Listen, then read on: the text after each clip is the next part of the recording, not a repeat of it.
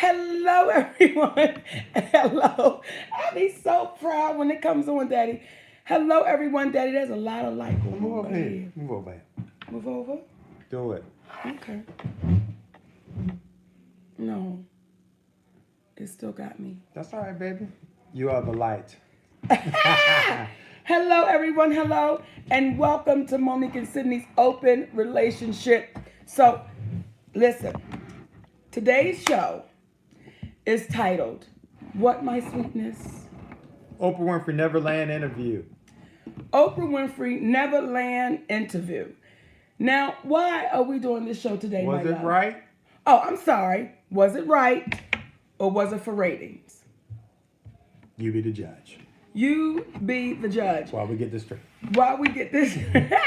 And the calling number is 470-282-1802. The title of the show today is Oprah Winfrey Neverland interview. Was it right or was it for ratings? And we want to know y'all thoughts and what y'all think about it. Please. So how we going to kick it off, Daddy? We're going to kick it off like this. How did we start talking about? Oh, well, I guess we're going to start off with We're a going to call. go right to the call. Come on. Hey, you on with Monique and Sydney. Who's this and where you're calling from? Hey! Hey! Let me turn my thing down. Okay. Monique, I'm so glad I can talk to you. This is Michelle with Bob Rewards Club. Hi, Michelle. Black-owned businesses. So if you see my little thing in the chat, it's me. I'm not a troll, okay? Okay. But you know what? It was wrong. I think it was wrong what Oprah did because, you know, it just goes to show you that she owes other people in Hollywood. And, you know, we see a lot of this with our black celebrities where they're not really upholding, you know, who we are as black people. Mm-hmm. And I really appreciate that you and your husband are doing this live podcast because it goes to show you really how much integrity you have, and we need more celebrities that can speak up on issues. But yeah, I think it was wrong what Oprah did because Michael's been dead for over 10 years, okay? And even the Jacksons, they came out and they said that they thought, you know, they've been trying to sue him, you know, with civil lawsuits. You know, Michael's estate is worth $2.1 billion since he passed. $2.1 billion. So a lot of this, what we're seeing, people got to wake up. If you start, you know, and Oprah, I don't know if you follow Tariq Nasheed, but he did a podcast a couple days ago where he talked about the people that Oprah owes and who's helped her made it to where she is in Hollywood right now. And that's what we're seeing. You know, now I can understand that Oprah herself, now she was sexually molested. I can see her taking that point and wanting to talk about some of that. However, I just feel that, you know, the timing is off. And, you know, she even said, Monique, that she knew she was going to have some backlash. She even said that you know, that there's going to be an uproar in the black community. Yes, she did, baby. And when we saw her say it, she said it with a chuckle, which was also a little disheartening because you ask yourself, what was the chuckle for? And thank you so much, baby. You ask yourself, what was that chuckle for? Was it a nervous chuckle? Was it a chuckle of, I really don't care? And you don't want to assume anything. But when you, for me, to watch that, and this man has been gone for over 10 years. And not only is he gone, he was found not guilty. He was found not guilty. And in my humble opinion, when you have a black man that is brought up on charges for sexually molesting children and white children, it was almost a feeling of, we're going to get him.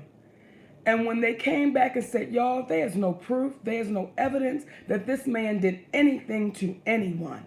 We have got to throw this out of here. Then when the guy goes back in 2014 to try to do a lawsuit, they say, listen, we got to throw this out of here.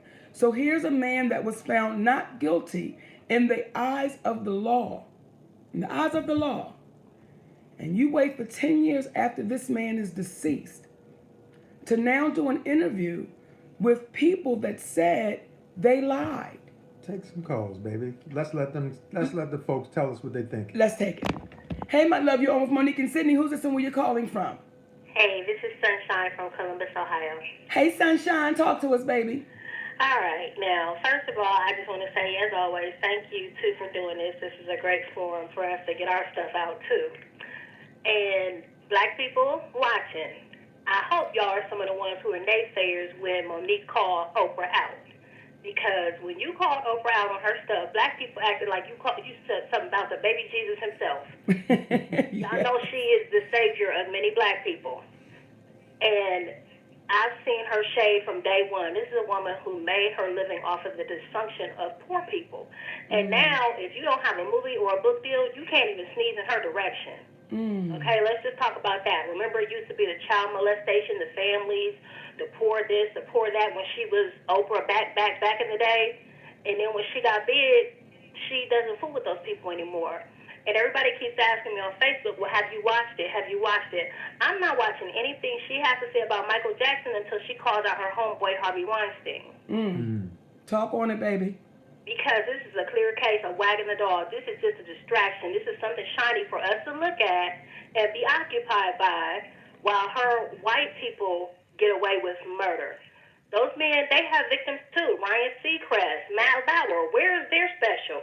You got Robin Roberts, Gayle King, her girlfriend, and Oprah all interviewing high-profile black men right now. But you got white men who have committed mad crimes, and nobody's saying anything about it. Nobody's addressing them. And it just speaks to who Oprah really is. It speaks to how she became famous, and it speaks to what she's willing to do to her own people to stay afloat. And thank you for, like I said the last time I got through, speaking truth to power. We cannot cower just because one of our own makes it. We cannot go along with their BS just because we are kinfolk, not skinfolk. Just because we're the same color doesn't mean we have to deal with their madness. And she should have been called out a long time ago, and people need to hold her accountable. So I don't want to see anything, watch anything that Oprah has to say about Michael Jackson. And what they need to be talking about is the man who killed himself after Michael Jackson died and left a letter saying that he lied about his son being molested. You won't hear about that. Google it. It's real. Come on, baby. We appreciate you. Love you, honey. Love y'all. Come on, we're talking about it. Talking about it. We're talking about the interview that Oprah did in reference to Neverland. Hey, baby, you're on with Monique and Sydney. Who's this and where you're calling from? This is Faith. Turn your little radio down so you can hear us clearly, because we're getting echo back from you. This is Stacy from Virginia. Talk to us, Stacy. I think Stacey Nerve got the best. She might be having some trouble with the phone. Hey, you're on with Monique and Sydney. Who's this and where you're calling from? Tasha from Atlanta. Hey, Tasha from Atlanta. Talk to us, baby. I have been wondering for a long time why Oprah would interview these guys and give them a platform, and it came to me this morning. I think maybe Oprah caught wind that Gayle had landed R. Kelly. I know that Gayle says she did this interview yesterday, but I don't know when he may have given clearance, hey, I'll sit down with you. And this was nothing but a ratings race, a ratings bonanza, and one trying to outdo the other. It makes no sense. And the guys in the quote unquote documentary, I think it's a film, a doc would have had all sides. The reason why they're being so salacious, because if they came out and said, Michael molested me, that would have been the same thing we've heard for umpteen years. So they had to be as graphic as possible for shock value so that people would even give this the time of day, and sadly it worked in Oprah's case. And that's all I have to say. We appreciate you. We love you, baby. Thank you. Love you both. Go ahead, Daddy. I'm sorry. Please. You know, when...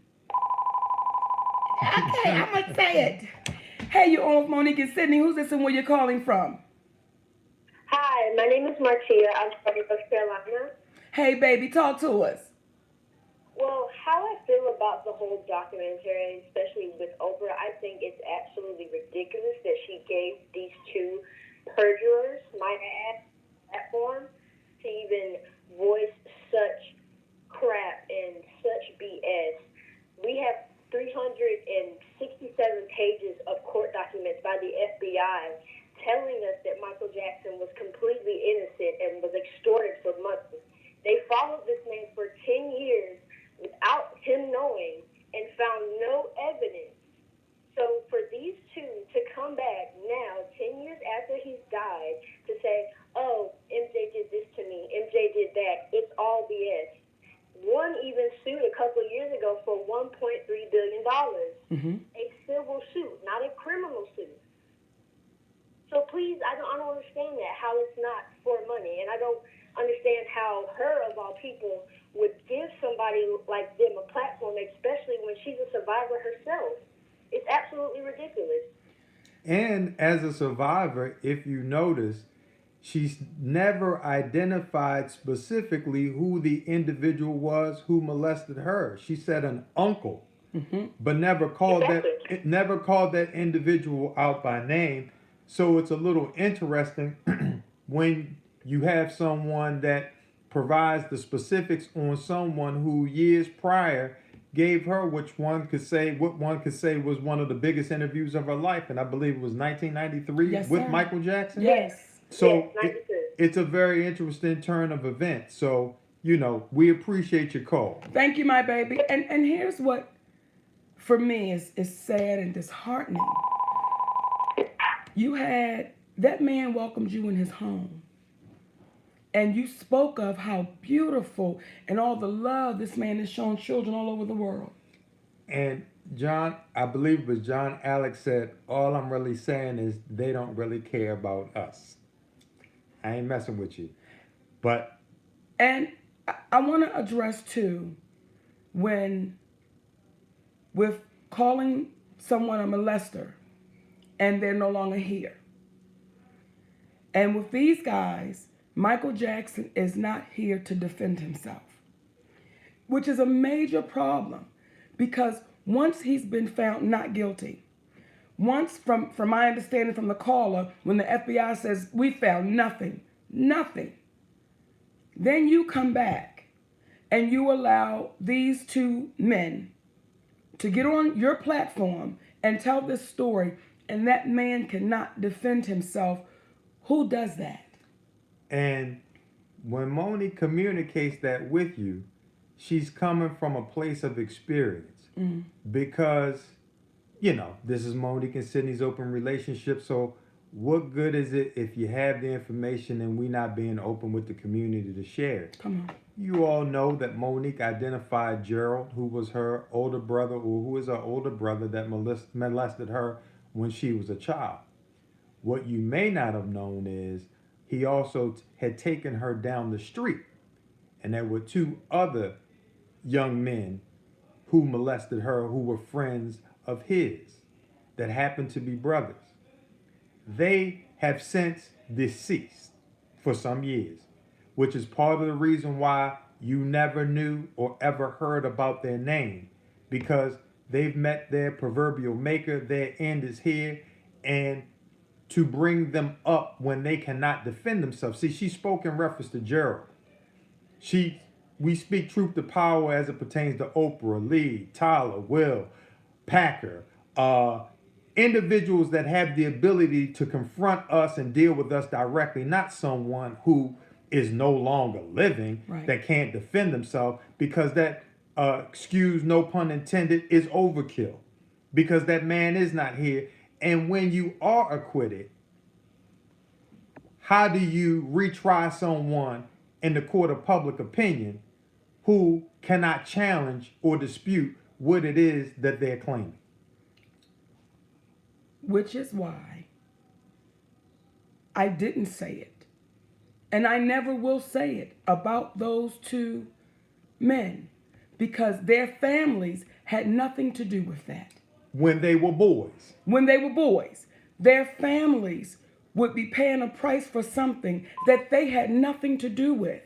So that's why, for me, I would never say their names. I didn't say it while they were alive. So that it's done. It's done. Because they're gone. Because they can't be in a position to say, no, Monique, that didn't happen. No, Monique, that's not true. So to put our brother Michael Jackson and to, I'll say, try to taint that man's legacy, and he can't defend himself. Who does that? Oprah. Let's talk on it, y'all. Hey, you're on with Monique and Sydney. Who's this and where you're calling from? Hello? And, you know, I remember when I came out some time ago. Hey, baby, you're on with Monique and Sydney. Who's this and where you're calling from? Monique? Yes? Talk to us. Hey, I can't believe I got through. You did it, baby. Oh my God. Hello, Monique and Sydney. Hello, how are you guys? Wonderful, Wonderful. mama.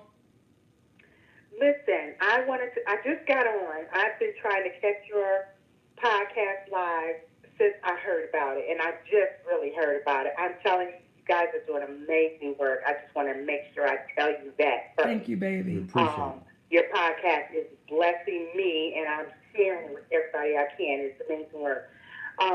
I just want to say two things. One thing I wanted to say is I want you to also know that I really appreciate your being willing to stand strong and stand on your truth. I've had arguments with my own sons. You and I are same age. You guys are the same age as me, and I started my family younger, so I have older children. And I've had to get my sons straight with regards to how you have stood on your principles and your integrity regarding how the industry has treated you. And one of the things that I shared with him was, because I noticed there's a thing about us as a people, we tend to take people who look a certain way at face value and people who look another way at a different value. You remind me a lot of myself because we're taller, darker skinned, more statuesque women. And when you talk about other women like Jada Pinkett Smith, who came out and said, oh, we're going to boycott the Oscars because the Oscars are not treating us fairly as a people, nobody slammed her for that. But when it's someone that they feel, our people feel threatened by in some way, we won't stand with you. And I just have a problem with that. And I had to talk to my sons about that a lot of times, because you are a comedian and you were a rough comedian, you were out there, you were doing it, you were telling the truth. So people tend to take that art form and put it to your personhood. I think your personhood as a woman is sweet, kind, and loving, and you can see that in your conversations. But when you get on that stage, you're telling it raw. You're telling it truth. And you want to laugh in the midst of that raw Yes. truth. And so people can't seem to decipher the person, Monique, from the comedian, Monique. Mm-hmm. And so I just wanted you to know that I see that. And we need to really, I'm saying this out loud because we really need to go back and start looking at ourselves as a people and say, hey, wait a minute, let's not judge this person because what she says when she does her comedy, because that's not who she is. What she's talking about in a business situation is totally different from her comedy. And I think that's the problem that I'm seeing a lot of people have. And that's the problem I was having with my son. So I wanted to say that to you and just encourage you to continue to keep going because I think you guys are doing a phenomenal job with the platform that you have. See, you know, when one door closes, another one will open. Come on so now. this one is one that I am being blessed by. So I'm really, really grateful to you for that. And then I wanted to say this part really quick about this whole situation with our sister, Oprah Winfrey. We thank God for Oprah Winfrey having the platform, doing the work, getting to where she is. She has paved the way for other black women to be seen in a different light. However, Oprah Winfrey is not the Lord. She's not God. She's not Jesus. Come on. And we need to stop acting like because she was able to break through in some ways that others have not, that don't mean she's the only person who God could have used to do it. She was available. He used her. She got through to this place. But now she needs to recognize that her platform affects a lot of people, and especially the people that look like her. Come on. So for her to slander this man, allow these people to get on here and slander this man's name, because guess what, Oprah, your day gonna come too, baby. It's gonna be a day when you ain't gonna be on this earth too. Would you like somebody to come and talk about everything that they think they thought you might have done? Come I don't on. think so. We So appreciate she you has to calling. be careful with what she is doing, because she is opening up such a door, because you're going to reap what you sow. Every single You're time, going to baby. give that back to her. We love you, sis. You know? And I'm really concerned that we as a people just hold her in such esteem. But baby, and we want to thank you for your call, Mama. But that too is something that we are guilty of. Talking. Because we will take who we think has the bag and we'll turn them into gods. Because when you have Sister Kim Whitley, and she said, Oprah Winfrey is my God. And you're saying because she gave you a television show, you give her God status. But a lot of people have done that and not understanding, as my husband always says, we all have an expiration date. Introduce us to the person that doesn't. In addition to that, we have to take in consideration the history of Oprah. And I want to be clear, this conversation is not about bashing Oprah Winfrey as a human being. Come on. Because we can't come from that place and space, because regardless of what we may find ridiculous or wrong in reference to our actions, whether she wants to acknowledge it or not, she's still our sister. With that being said, when you look at the history of Oprah Winfrey, you don't see a level of respect for, number one, men of color. Because I've seen Dr. Phil, I've seen Dr. Oz, but I can't tell you about the numerous men of color that she brought to the forefront to hold them in high esteem. And I'll never forget, and we made mention about this a while ago, when Oprah had Sister Maya Angelou on her show, and she was coming on with a level of frequency. And then all of a sudden, one day, you didn't see her anymore. And it was after the show when they were speaking in reference to finding out people's lineage and their history through, I guess, DNA and things of that nature. And it was shared with Oprah Winfrey that her forefathers or her family members prior to her may have been slaves to Elvis Presley's family. Mm-hmm. And she was so excited to hear that. And Maya Angelou looked over at her like, what did you just say? Mm-hmm. How can you be excited to hear that your family was enslaved, number one, by anybody, much less Elvis Presley's family? And it spoke to a level of the delusional state that she lives in. Spoke about it last week. There's this thing called the Meritorious Manumissions Act of 1710, my people. Come on. Again, Meritorious Manumissions Act of 1710. And we see replications of that right now. And what that was, there were 4 things that would allow the slave to get out from under bondage. Number 1, it was to save the slave master's life. Or number 2, to save the slave master's property. Number 3, to create something that was profitable for the slave master. Or number 4, tell on one of the other slaves. Come on. So we see right now that there's still that mentality, because there's a level of creation of profit for the slave master. And there's a level of freedom, or should I say telling on the other brothers because Michael was technically free. He's no longer here to defend himself, but we're going to give a platform because we know there's a level of defense that is not going to be had for somebody of color. And a prime example of that is if you're very interested in expelling or dispelling the myths and bringing the truth to the forefront, all we would ask is, why did you never come out and say Monique did nothing wrong by not promoting a movie that she had no contractual obligation to promote, but you stayed silent against Lionsgate? But you'll speak up about a dead man named Michael Jackson. Why is that? And I want to address because people are putting in the room and making comments when she had my family on her show. Mm-hmm. And with the Michael Jackson Neverland interview, I'm not surprised by it because that woman has shown me who she is. Now, the brother that molested me, Gerald, he and I spoke, and we had not spoken in 17 years. And it was what, about 2 weeks ago? Mm-hmm. About 2 weeks ago. And with the whole Steve Harvey thing was going up in the air, that I was going to punch Steve and all this craziness, as y'all found out, that wasn't true.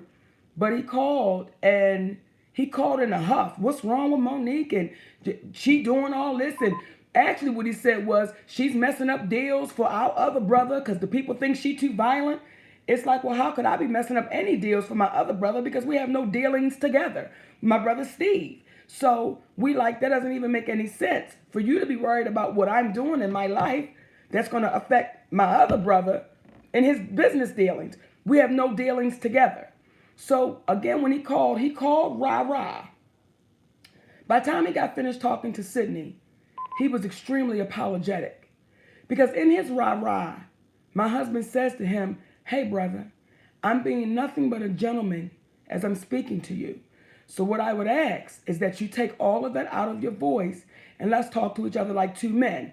The same conversation he had with Steve Harvey, which was confusing to me when Steve said on the show, Sid can't be out here flexing. He can't be doing all that flexing.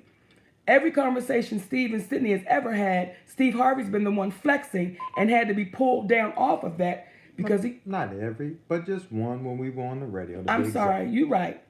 The conversation we had on the radio, Sid had to pull him down off of that and say, hey brother, I'm only talking to you like a gentleman. I'm gonna need you to do the same. Now after Sid and Gerald had that conversation, Gerald says to my husband, I really need to apologize to my sister. It's been 17 years since we talked, and I want to let her know I'm sorry for what I've done. He said, well, you don't have to tell me. Why don't you tell your sister?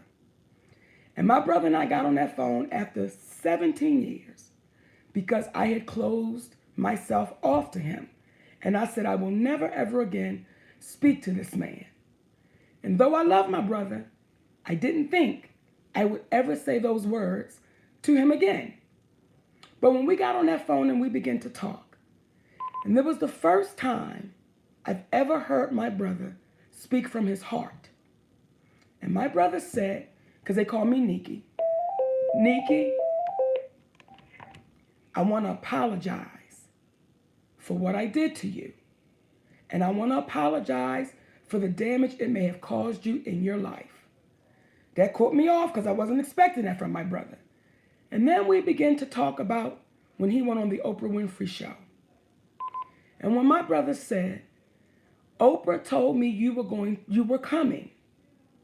So I'm thinking the whole time that I'm going to be able to see and talk to my sister.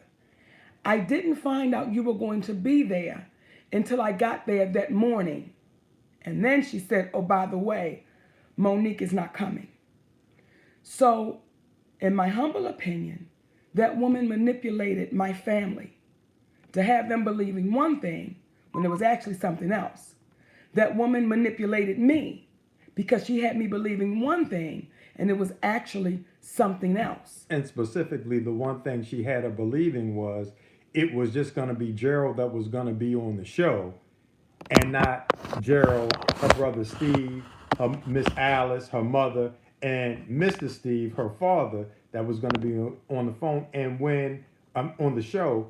And when Monique addressed her, she said, I did not know that they were going to be there until the show was about to go on. Now, ironically, there was a show on, y'all might have seen it, on BET called The Monique Show. And on that show, in which we did 300 shows, we had the opportunity to experience what it is to do a show. Yes. A multitude of them. And there's never a time that the host does not know who it is that she's going to be hosting, because that would throw her completely off because she doesn't know the questions to ask. So it was a little disingenuous that she said that she didn't know that they were coming on the show. Yes. So again, part of the problem, which one of our callers just made mention, is putting people in high esteem or to a degree where you over respect them. And if anyone knows anything about Monique, what she will do is, and who she is for, oftentimes is the underdog. But we believe in you respect everybody, but you over respect no one.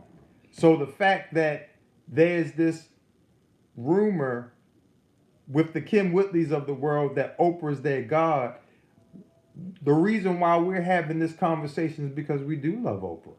And we could not do her the disservice to think that she's risen to the realm of being a God and let her make her understand that it's okay to be amongst us mere mortals. We're going to go to the lines, baby. Hey, my love, you're on with Monique and Sydney. Who's this and where you calling from? That's a Okay. office line. Okay. Hey, my love, you're on with Monique and Sydney. Who's this and where you calling from?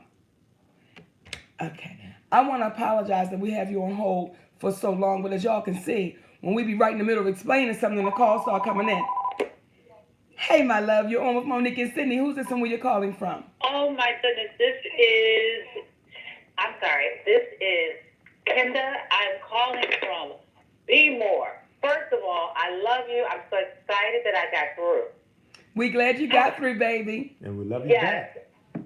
I just want to tell you that I love you. I remember when you gave cards to people here.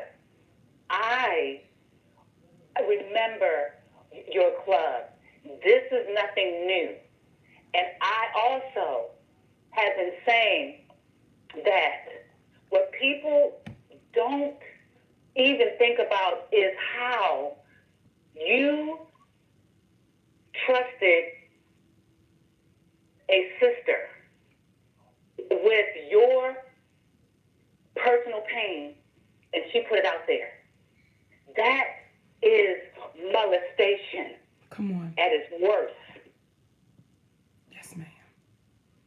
And Yes. I was very hurt when I heard that. And what people don't understand is that when you share a personal pain with someone that tells you, sister, I understand you, and you tell them, look, I'm not ready to talk about it or share it right now. Let me manage it. How dare you decide to take my trust, okay, and use it? I commend you. I support you.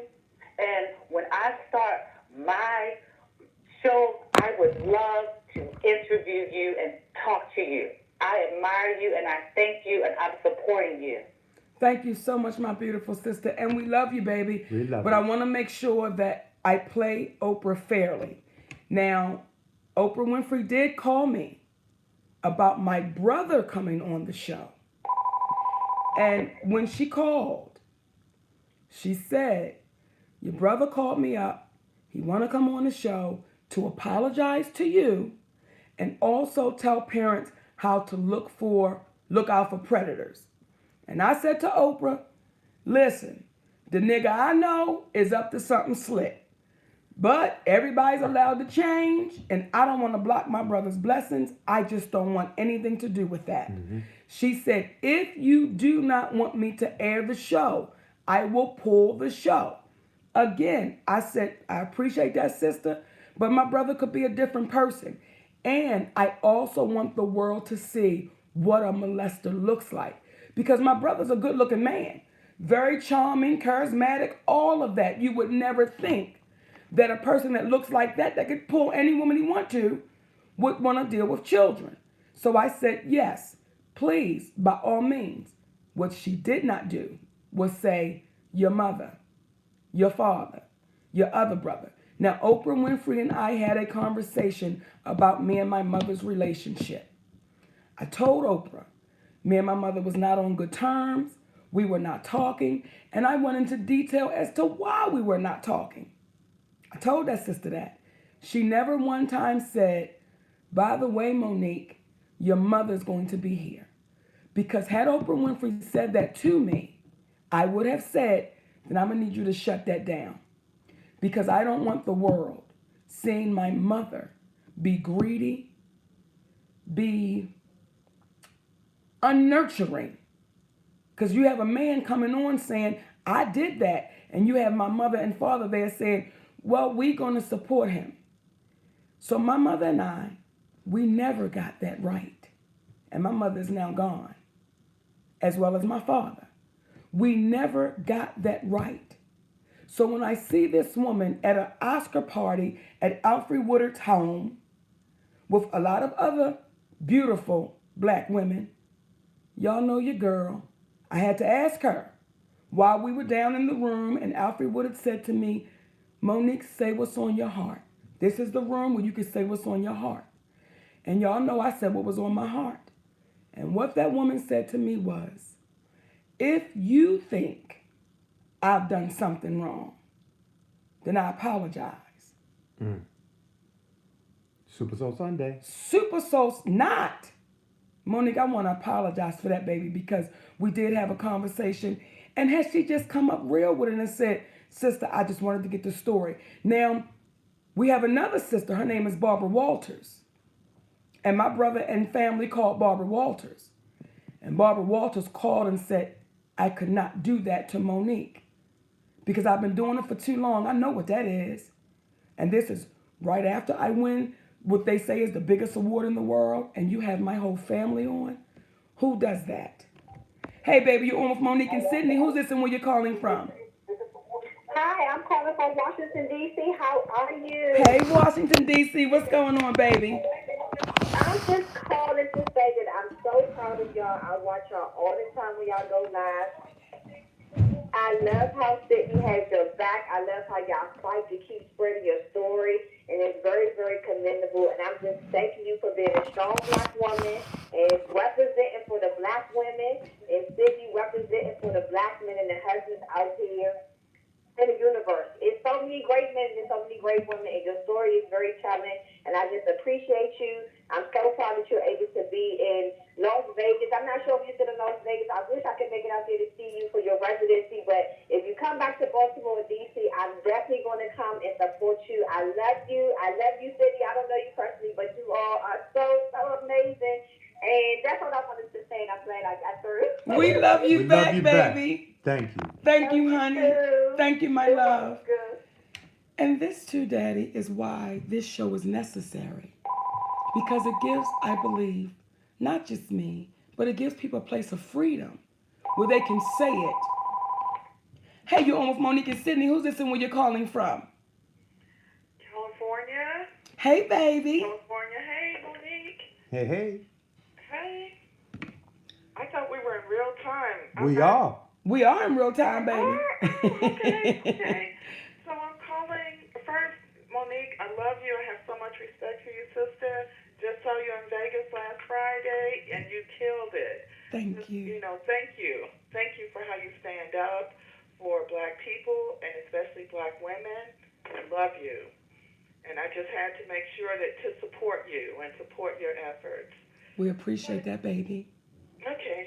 Just briefly about Oprah, right? That's what we're talking about. Yes. Is that, I think that it's good that Oprah's talking about Michael Jackson. Okay. I mean, and even if it is for ratings, I mean, it's the stories of, it's just the stories that need to be told. I think a part of what happens is that we get so caught up on celebrity, Mm-hmm. that people are willing to accept anything Mm-hmm. just to be close to what they call the light. I think people need to start exposing what really happens. I agree with you, baby. I Okay. agree that exposure does need to happen. That's why I had to come out with my story in reference to my brother. However, how do you keep exposing when a man has been found not guilty? Because if Michael Jackson was found guilty, then baby, whatever's going to happen is going to happen. But when you find a man not guilty, when you have the FBI doing raids on your home and they have no idea you're coming and they find absolutely nothing, when you have the men that came out and said, no, he didn't do it, we're going to come back and say he did do it, we're going to come back and say he didn't do it, now we're going to try to sue him for money. See, I believe in exposure. And when you have a jury that says they thought that the prosecutors were going to have more information and evidence than they did, that's why a jury of 12 people who happened to all be Caucasian said we couldn't find this man guilty. Come on. So in addition to that, we believe that what you're saying is true in the sense of we should tell the truth, but there should be balance. Because if you're willing to try to expose what you deem as being the truth about a man who's not alive, what would prevent you from telling the truth about a black woman who is still alive? And Monique, where you're allowing or have allowed and been afraid to say out loud, this black woman did nothing wrong, when she elected to say, I'm not going to do anything free for anyone that I don't have a contract with, but you stay silent. So to pick and choose, that is the problem. And when you see that there are the Matt Lauers, there are the Weinsteins, Yes. there are the Bill O'Reillys, what is the reason why there are no individuals, the Charlie Roses? What's the reason why they didn't take the time out to find anything out about their accusers? And in my humble opinion, partially it's because it is very easy to condemn a person of color, because there was a long time in our society when we as black people, we were unable to even testify against somebody who was Caucasian. Yes. After the Bacon Rebellion, when William Greeley of Jamestown, Virginia, the governor, imposed those things, which essentially was the ignition switch to white privilege. Well, I mean, I think racism is involved in everything. Yes. But it's like right now in California, they just let off 2 white police officers for shooting this black boy in the back. So we know that just because people are found not guilty doesn't mean that they're not guilty, right? We know That's that, just but the we truth. also We know that justice, it's not served in this country. and that's why we're saying it is very easy for someone to go after someone who is of color, even after they've been acquitted.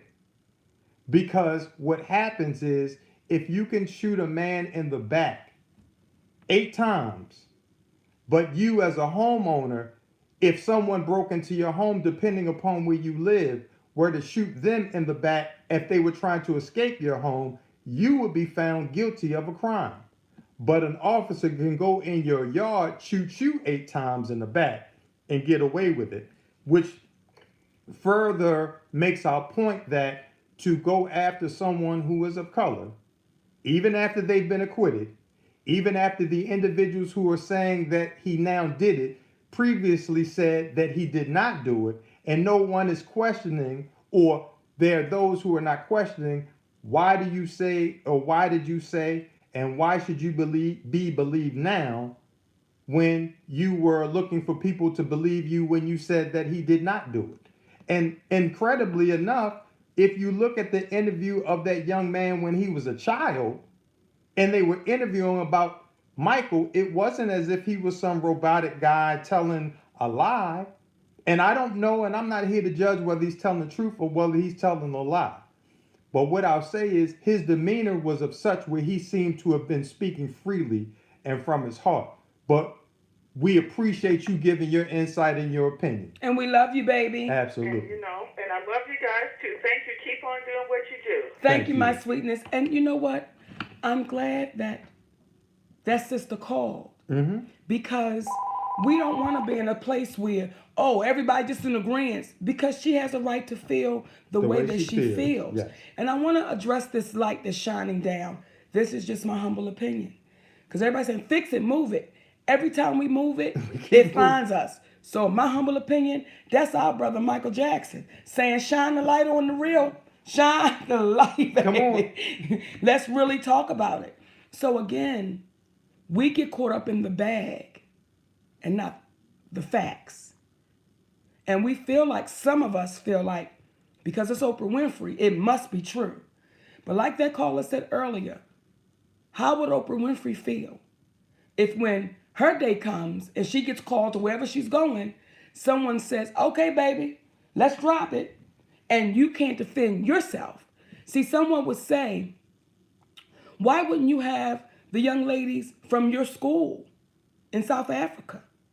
And I'm not saying she didn't. I never saw a special about the young ladies that were molested in that school in South Africa. Now, the young lady that got accused was acquitted. She was found not guilty. And I read an article where Oprah Winfrey said she was very disappointed at the outcome, and she was very proud of those young ladies standing up and telling their truths. But why wasn't it a special done on that? Because now your name is riding on riding on it. So again, we gotta be careful what we put out, because we know universally it comes back to you. Let's go to the lines. I'm sorry, Daddy. Hey, you want to take that? I gotta clear my throat. Thanks for calling in. Your name and where you calling from? Hi, my name is Gigi. I'm calling from Florida. You guys. Hey, sweet baby, talk to us. But Monique, first of all, I would love to say, I am with you, for you, always have been. You're my girl. Thank you. Baby. I have several issues. The first one is the lady who called in and said that she don't agree that your comedy is the same as your personality. I've never seen that. I've always seen that you come across in your comedy the same way you always come across. So that was the first point. Second point is that I've had on this other lady that just called and said that about opposing issues.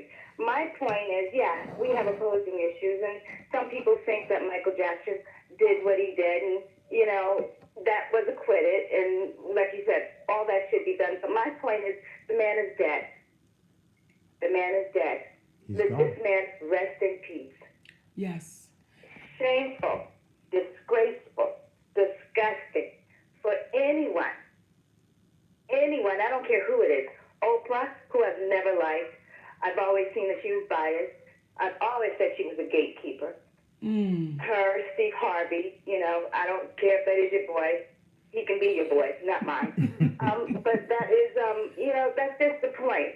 Yes. Just for her, Gail, and the news media, this mainstream news media, the way they pick up on these stories and run with these black stories, when it's negative. We don't hear about the little girl that's missing. Come on right? now. The little black girl that's missing. Come on. The little black girl that was raped in Georgia. Never heard it on the mainstream media. Never. But they want to keep dragging out black men, and we have these coon women, these people who always, even during slavery time, you're always going to have those that have never been for us and never will. They always thought master was the one. The Bible is word. Negative. I just want to it just burns to my core. This man is dead. Leave him alone. Leave his family alone. Let him rest in peace. And all of them going to get there. I'm just sitting back waiting. We love you, appreciate baby. the call. Love you, baby. back. You guys prosper and be blessed. Thank you, you. sweet sister. Now, I can't speak on whether or not Oprah Winfrey respects the black man or not. I can only speak on our experience. on how she dealt with you as a black man. And I remember the conversation y'all were having, and she got so beside herself. She said, "What?" Remember that? I do. What? And Sydney said, "Excuse me, did you just say what to me?" And she paused. And then she said, I'm sorry. I didn't repeat that, please. Now, again, I don't know how she Normally conducts herself with men of color. But there's a level of importance that Oprah seems to have that, again, it is not without a reason. If you look closely, when you have people saying that she's your God, sometimes, and you were in the bubble, and oh, Oprah's coming, you begin to believe it. But that's why I'm saying what we're talking about is the challenging part. It's to not make her into this terrible person, despite the fact that the acts that she has done and created are not, in my humble opinion, the most beneficial to our community. Mm. So that's the challenge, the dichotomy of how do you still love your sister, but you got to speak directly to her. And because you say, if she has time enough, as we were told by her former hairdresser for makeup, my apologies, makeup artist for 25 years, was it? Yes.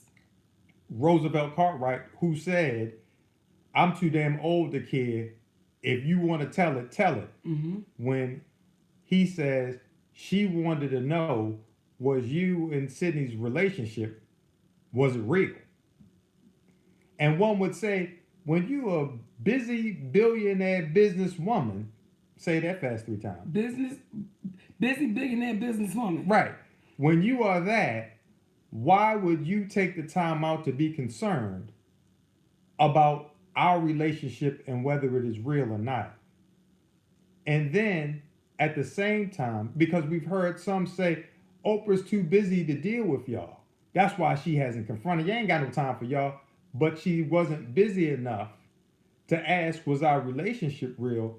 But you're too busy to have a real conversation and say, why don't you want to discuss how you carry things as it pertains to Monique? Why not? And the only thing that we can think of is because it doesn't allow, that conversation would not allow her to remain perfect. Come on. In the eyes of the individuals that believe her to be. And what we're saying is how free it is to feel not the need to be perfect. How, what's the word I'm looking for? Imperfect. How flawed. How wonderful you feel when you don't have to put on the guise that you are above it all. When you're just regular folk. So this is the reason why we're having these conversations again, to make people realize that all she is a human being that has had an incredible career.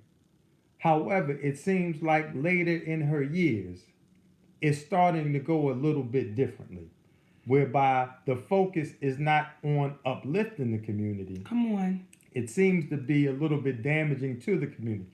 We knew it was a time where she was ignoring the community, but now that the focus is on the community, it doesn't seem to be the most positive of things, in my humble opinion.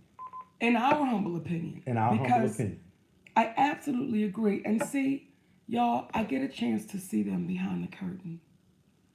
I get a chance to deal with them when no one's watching, when they think that, you know what, I'm the big stuff even behind the curtain. Because I remember coming up in Baltimore and seeing this woman on a local TV show called People Are Talking. Baby, it was everything for me. Do you hear me? Because I didn't see people on TV that looked like me. Right. So to see this big woman that had a bush and big shoulders and big feet on TV in Baltimore, I was like, oh my goodness, that's what I want to do. I've always wanted to be a talk show host because I saw a woman named Oprah Winfrey that was doing a local show. I went to that local show. I hugged that woman, baby. Now, there was a time Oprah Winfrey was a hugger. I hugged that woman, and I said, I want to be like you when I grow up. And she said, you got to work really hard. So the day I went to her show, Oh, no. oh, Before you hit him with that, okay, then you also got to give him the even balance between the other black woman that you met too with it. Her name was Shirley Hemphill. Daddy, thank you. So let me go back, cause y'all know I have my mouth be speaking faster than my brain can catch up with it. I met a woman named Shirley Hemphill when I was in the 3rd grade, and I was going to Woodmore Elementary School. Some of you may be too young. Some of you know just who I'm talking about. She was Shirley from What's Happening, and then What's Happening Now. But her name was Shirley Hemphill. And I was in the 3rd grade, and that woman came to my elementary school, and I had my legs crossed on our gym floor, and she looked right at me and said, "Don't you know you can be anything you want to be?" And I never forgot that. And that's one of the reasons why I go into the schools, because of that woman right there. Just her words, baby, made me say I can be anything I want to be. So now I meet this woman named Oprah Winfrey, who's in it, being it, and she's doing it. And now I get a chance to go to her show, not the local show, the national show, where everybody, I mean, this is all over the world. And after that show, she hugs me, and this was a later Oprah Winfrey hug. This was, and she says, "When I look at you, I ain't looking at nobody but me." Now, when we met back up, I had to remind her of what she said to me. And when did you meet back up? This is when we were at the Oscar dinner. Party that they threw for you? Yes. This was at the, she came to the Oscar soiree that they gave for me. And then we met again at Alfred Woodard's. And I reminded her of what she said to me. "You said when you look at me, you ain't doing nothing but looking at yourself."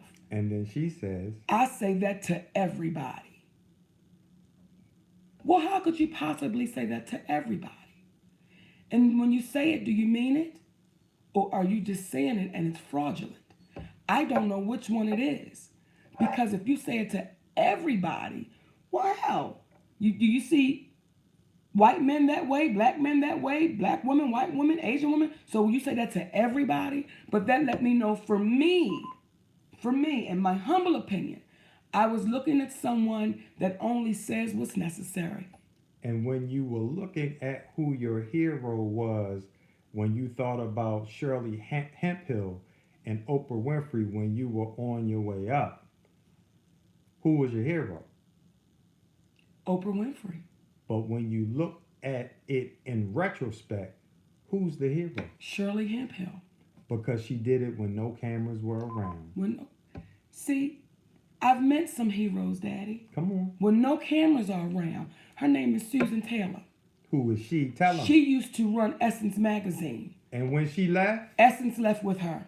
Because that woman was nothing but love and a class act. Nothing but. I've met some sisters, baby. Her name is Valerie Simpson from Ashford and Simpson.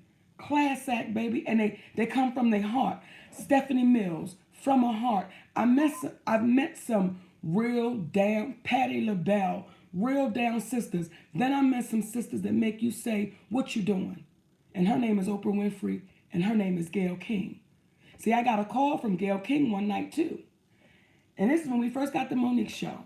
And Gayle King asked me about 64,000 questions. After she was a guest. After she was a guest on the show. Question after question after. So I'm figuring, okay, sis, we sisters. Let me answer what you're asking me. And Monique, if you ever need to talk to me, here's my number. You think she ever picked up that phone? Because I called her back. Because I had to ask her, "Sis, you asked me a lot of questions. Was there any particular reason why you wanted to know all of this?" But she never, ever answered my call. So you got to say to yourself, are we really surprised? Are we really? So, babies, it's that time, Daddy. It's that time. We want to thank y'all for joining us, my loves, because y'all could have been anywhere else today, doing something else, but y'all chose to come and spend your time with us. So we want to thank y'all, baby, and we want you to tell a friend, tell another friend, then y'all tell 10 more friends, and let this thing keep doing what it's doing. And like my daddy says, the mind is like a parachute. It is no good unless it's open. We love y'all. For free. Mwah. Take care.